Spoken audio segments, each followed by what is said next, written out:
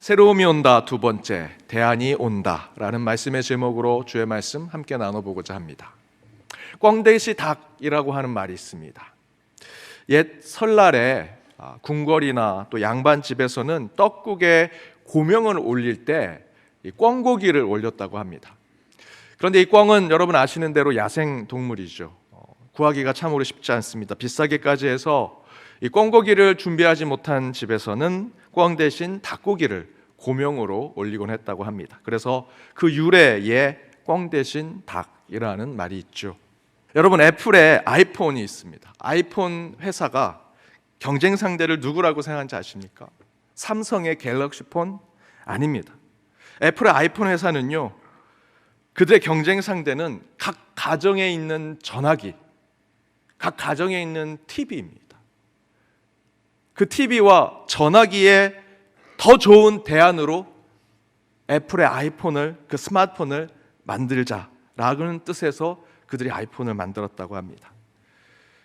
사람들은 TV와 전화기, 그 대안으로 새로운 것을 찾습니다. 요즘 여러분 가정에서도 그렇지 않습니까? TV 켜놓고 오히려 스마트폰 보고 있습니다. 아니, TV보다 스마트폰을 더 많이 보고 있죠. 집에 전화기 있는 가정이 몇이 되겠습니까? 다 스마트폰 사용합니다. 이 아이폰이 그 대안이 되고 있습니다. 비자 카드 갖고 계시지요? 비자 카드의 경쟁 상대는 마스터, 익스프레스 카드? 아닙니다. 그들의 경쟁 상대는 현찰입니다. 캐시. 종이 지폐, 동전 돈보다 더 많이 사용되는 비자 카드를 그들은 꿈꾸고 있습니다. 현찰의 대안이 신용카드가 되어가고 있죠. 이처럼 때로 우리 일상 속에서는 물에 대한, 현찰에 대한, TV와 전화의 대안으로 콜라, 신용카드, 스마트폰이 우리에게 다가오죠. 그러나 그런 것은 우리 인간의 필요에 따라서 저희들이 대안을 찾으려고 하는 것입니다. 하지만 오늘 본문 예수님이 오시기 직전에 세상은요, 인간의 실존적 불안과 사회 공동체의 온전성이 파괴되는 현실을 맞이하면서 이것을 타개할 수 있는, 그들에게 이 삶이, 이 공동체가 온전해질 수 있는 회복의 대안을 사람들은 기대하고 소망하고 있었다라는 것입니다. 오늘 본문이 그것을 우리에게 얘기합니다. 오늘 본문을 보시면 1절에 로마 황제 아구스도가 영을 내려 다 호적하라 하였다라고 기록하죠. 좀 더 여러분들이 이해하기 편하게 하기 위해서 세 번역을 준비했습니다. 세 번역에 이렇게 쓰여져 있습니다. 그때에 아우구스투스 황제가 칙령을 내려 온 세계가 호적 등록을 하게 되었는데 라고 기록합니다. 아우구스투스는 로마의 황제입니다. 당시 세계를 정복했던 제국의 황제였죠. 이 아우구스투스가 명을 내리고 칙령을 내리는 것은 곧 하나님이 내리는 것입니다. 왜냐하면 당시 로마 제국의 황제는 살아있는 하나님과 같은 존재였기 때문입니다. 그런데 어디까지 내리라고 얘기합니까? 온 세계에 아구스투스 로마 황제의 그 권력과 힘이 얼마나 대단한지를 보여주는 말씀이지요. 온 세계에 칙령을 내리더라. 그가 신임을, 하나님임을 보여주고 있는 것입니다. 그리고 이렇게 증거합니다. 호적을 등록하라. 당시 세계를 지배하는 황제가 백성들의 호적을 등록하라라고 하는 것은 단 하나의 이유밖에 없습니다. 전쟁을 치르거나 그들에게 그 전쟁을 치르기 위해서 세금을 더 받기 위해서. 호적을 등록하라는 것은 이 황제가 그의 백성들의 머리 숫자만큼 돈을 계산하고 있었다라는 것입니다. 그런데 이것이 얼마나 인간의 실존을 파괴하고 보통 사람의 삶을 비하하고 무시하고 고통을 주는 것인지 오늘 본문에서 그것을 증거합니다. 오늘 본문을 보니 황제가 호적을 등록하라는 이유 때문에 산달이 꽉 찬 한 여인이 몇 날 며칠을 걸쳐 자기 고향으로 가는 모습을 보여주죠. 여러분 생각해 보십시오. 오늘 본문에 나와 있는 마리아와 요셉이 그 황제의 칙령에 따라 자기 고향으로 가는 그 길이 행복했겠습니까? 아내는 배가 불러 걸을 수가 없습니다. 거기에 오늘 내일 하고 있는 상황에 찾아간 그 고향에 여관 하나, 머물 곳 하나 없는 상황입니다.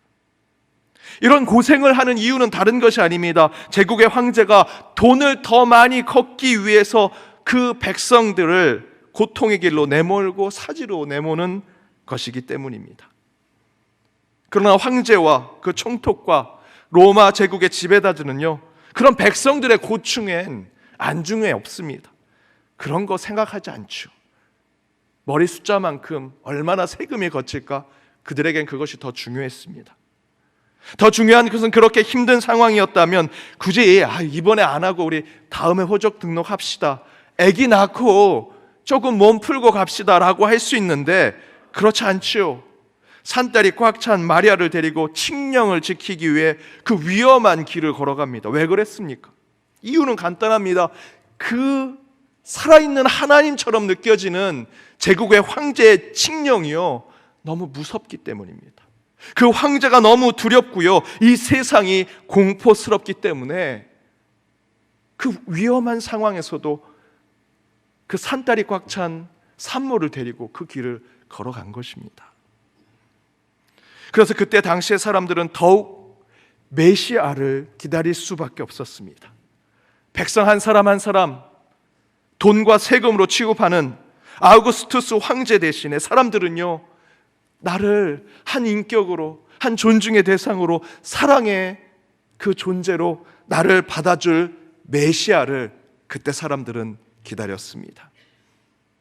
바로 오늘 본문의 말씀이 그런 우리의 삶을 완전히 바꿔줄 메시아가 우리에게 어떤 대안으로 오시는지를 보여주는 말씀이더라라는 것이죠.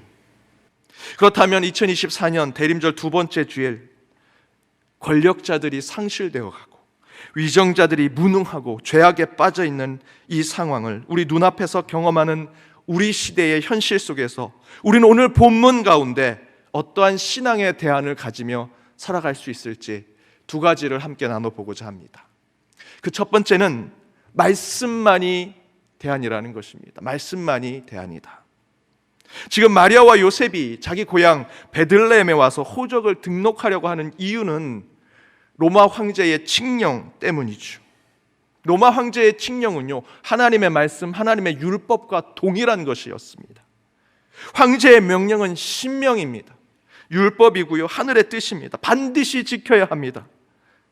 그래서 그 명령은 고통스러운 것이죠.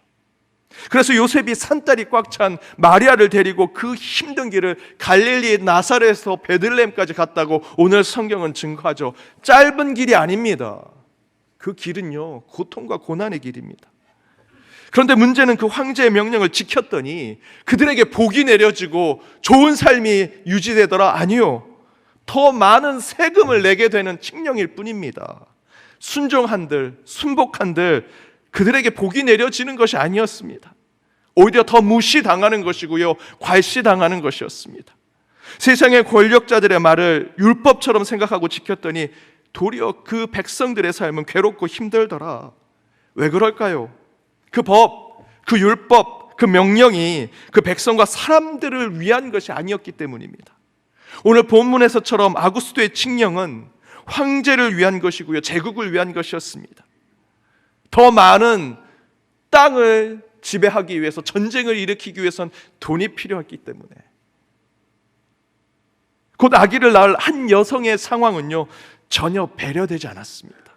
집 하나 없어 아기를 마구간에서 낳아야 할 가난한 백성의 삶은 그 위정자들의 안중에 없었고요, 공동체와 나라, 사람들과 그의 백성들을 향한 왕의 배려와 관심은 오늘 말씀에서 전혀 찾아볼 수가 없습니다. 곧 왕의 명령은 왕 자기만을 위한 것, 그것에 불과했습니다. 여러분, 사단이 지배하는 이 땅, 이 나라에 그 사단 대신에 권력을 대리해서 받은 이 땅의 위정자들과 권력자들도 백성들의 안위를 살피지 않습니다. 그저 백성들의 상관없이 명령하고 규율하고 법을 내릴 뿐이지요. 백성을 위한 척, 나라를 위한 척하는 명령과 규율을 발표할 뿐 그들은 진정으로 백성을 위하지 않습니다. 그 안에 오늘 본문은 우리에게 소망이 되지 않는 로마 황제의 칙령 대신에 한 아기가 우리에게 오셨다라는 것을 증거합니다. 칙령에 대한 한 아기에 대한 이야기죠. 그런데 요한복음에서는 그 아기가 이렇게 오셨다라고 증거합니다. 요한복음 1장 14절입니다. 우리 함께 읽어보겠습니다. 말씀이 육신이 되어 우리 가운데 거하심에 우리가 그의 영광을 보니 아버지의 독생자의 영광이요 은혜와 진리가 충만하더라. 여기서의 말씀은 곧 오늘 본문의 한 아기, 곧 예수 그리스도를 얘기합니다. 바로 한 아기는요, 우리에게 말씀으로 오셨다. 말씀이 육신이 되어 우리 가운데 오셨다라는 것입니다. 오늘 본문의 칙령에 대한 우리의 영적인 대안은 바로 한 아기, 말씀이 육신되어 우리 가운데 오신 그 말씀이 우리에게 대안이라는 것이죠. 예수 그리스도는 말씀으로 우리에게 오셨습니다. 그 말씀은 그 황제, 세상의 칙령, 세상의 율법에 유일한 우리에게 사랑과 축복을 줄 대안이 된다라는 것입니다.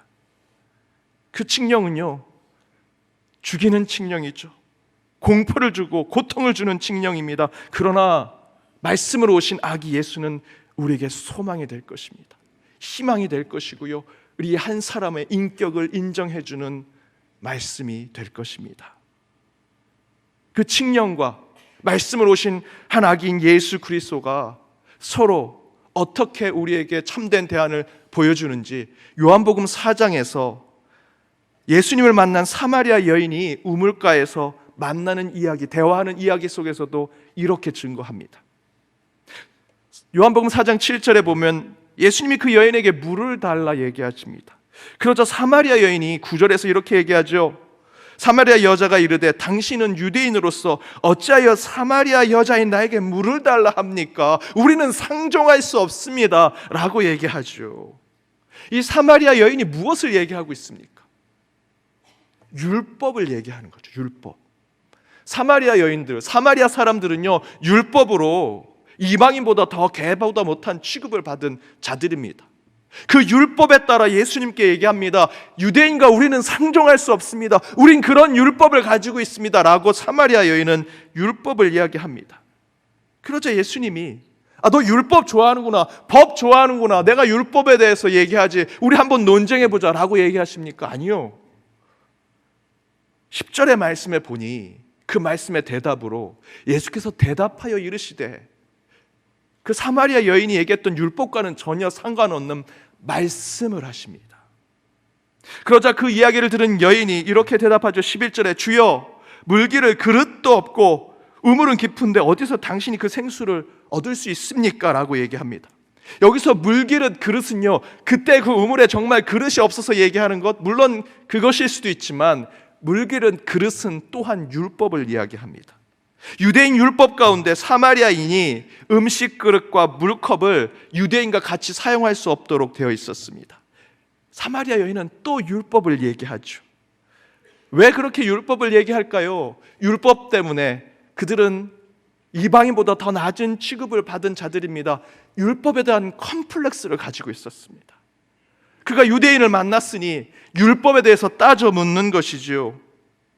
이에 예수께서 이렇게 얘기하십니다. 13절에서 14절입니다. 함께 읽겠습니다. 예수께서 대답하여 이르시되 이 물을 마시는 자마다 다시 목마르려니와 내가 주는 물을 마시는 자는 영원히 목마르지 아니하리니 내가 주는 물은 그 속에서 영생하도록 솟아나는 샘물이 되리라. 너는 이 물을 마시면 영원히 목마르지 않을 그 생수가 될 것이다. 말씀을 주시죠. 복음을 주십니다. 그러나 이후에도 이 사마리아 여인은 끝까지 율법에 대한 얘기를 합니다. 조금씩 마음이 열리지만 여전히 율법에 묶여 있습니다. 그래요, 우리는 율법에 따라 온전한 예배를 드릴 수 없습니다. 어느 장소에서 어떻게 예배를 드려야 합니까? 율법에 묶여 있는 얘기를 하지요. 그러자 예수님께서 예배에 대한 말씀을 주십니다. 21절에서 24절 길지만 우리 함께 읽어보겠습니다. 예수께서 이르시되 여자여 내 말을 믿으라. 이 산에서도 말고 예루살렘에서도 말고 너희가 아버지께 예배할 때가 이르리라. 너희는 알지 못하는 것을 예배하고 우리는 아는 것을 예배하노니 이는 구원이 유대인에게서 남이라. 아버지께서 참되게 예배하는 자들을 영과 진리로 예배할 때가 오나니 곧 이때라. 아버지께서는 자기에게 이렇게 예배하는 자들을 찾으시느니라. 하나님은 영이시니 예배하는 자가 영과 진리로 예배할지니라. 사마리아 여인은 율법을 얘기하죠. 그것으로 논쟁하고 대화하고자 합니다. 그리고 끝낸 예배에 대한 율법을 예수께 묻습니다. 그러나 예수님은 그 예배에 대해서도 말씀으로 그에게 복음을 주십니다. 그 얘기를 들은 사마리아 여인이 이렇게 얘기합니다. 여자가 이르되 메시아 곧 그리스도 하는 이가 오실 줄 내가 아노니 그가 오시면 모든 것을 우리에게 알려주시리이다. 예수께서 이르시되 내가 말하는 내가 바로 나다. 율법이 전부인 것처럼 살았던 사마리아 여인이 율법 얘기하면서 예수님과 대화하던 중에 말씀을 계속 듣습니다. 그리고 끝내 그 말씀이 그의 가슴 가운데 들어오니 그가 그 예수를 보고 뭐라고 얘기합니까? 메시아. 오늘 설교의 제목대로 자신에게 전부라고 생각했던 율법을 대체하는 유일한 대안으로 예수를 이 사마리아 여인은 메시아라고 부릅니다. 이 사마리아 여인을 회개와 변화로 가져온 것은 바로 말씀이지요. 바로 2000년 전 오늘 본문에 나오는 세상 곳곳에 살아있는 신과 같은 황제가 선포한 칙령이 곳곳에서 진리처럼 전해질 때 그 율법 때문에, 그 칙령 때문에 고통 가운데 있는 백성들에게 아기 예수는 우리에게 말씀으로 오셨고요, 그 말씀은 저와 여러분에게 자유와 해방을 줄 것입니다.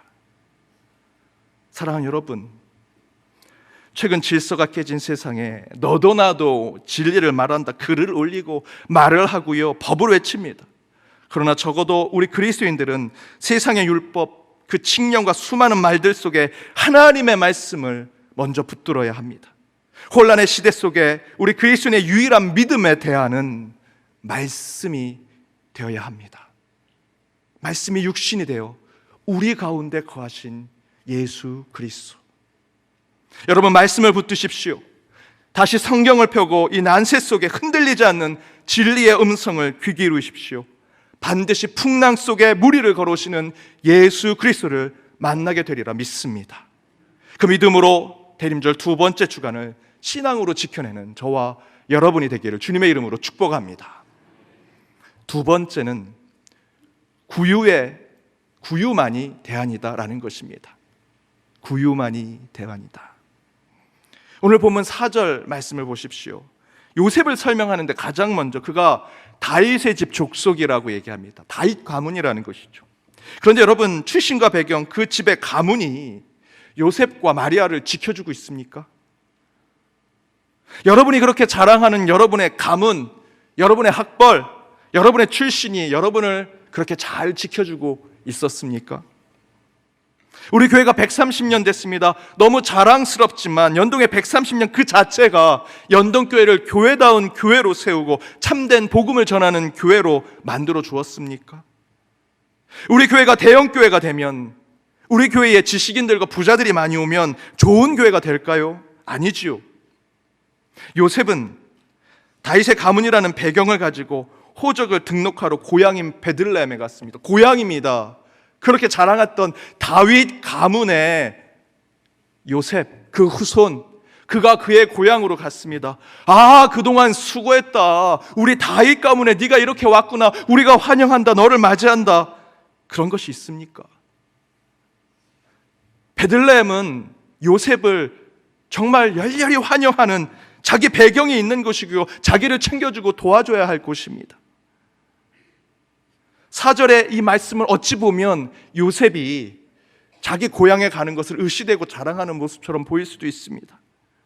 그러나 다윗의 가문인 이 고향 베들레헴에 온 요셉은요, 약혼한 마리아가 아기를 낳을 곳이 없어서 아무도 환영해 주지 않고요, 아무도 그 가문의 배경에 글을 더 올려주지도 않습니다. 오히려 7절 마지막 부분에 이렇게 얘기합니다. 여관에 있을 곳이 없어서 아기를 다른 곳에서 낳았다라고 증거하죠. 그 아기는 강포에 쌓여 어디 있다라고 얘기합니까? 구유, 말 밥통에 있었다라고 얘기하고 있습니다. 여기서 구유는요, 저와 여러분 같은 믿음의 사람들, 우리 사람들의 가난한 마음, 줄인 자의 마음, 우는 자의 마음, 여러분의 신앙과 믿음 때문에 세상으로부터 핍박받는 자의 그 마음을 상징하는 것입니다. 저와 여러분이 가지고 있는 학벌, 내 소유, 내 지식, 내 경험, 그것이 아니고요, 내 비어져 있는 마음, 내 심령이 가난한 마음, 줄인 자의 마음, 우는 자의 마음, 여러분이 가진 그 믿음과 신앙 때문에 세상으로부터 핍박받는 자의 그 안타까운 마음이 바로 구유라는 것이죠. 그 구유의 아기 예수가 되었다라는 것은 바로 나약하고 연약하며 보잘것없는 우리의 심령에 찾아오시는 예수 그리스도를 우리가 모신다라는 것을 증거합니다.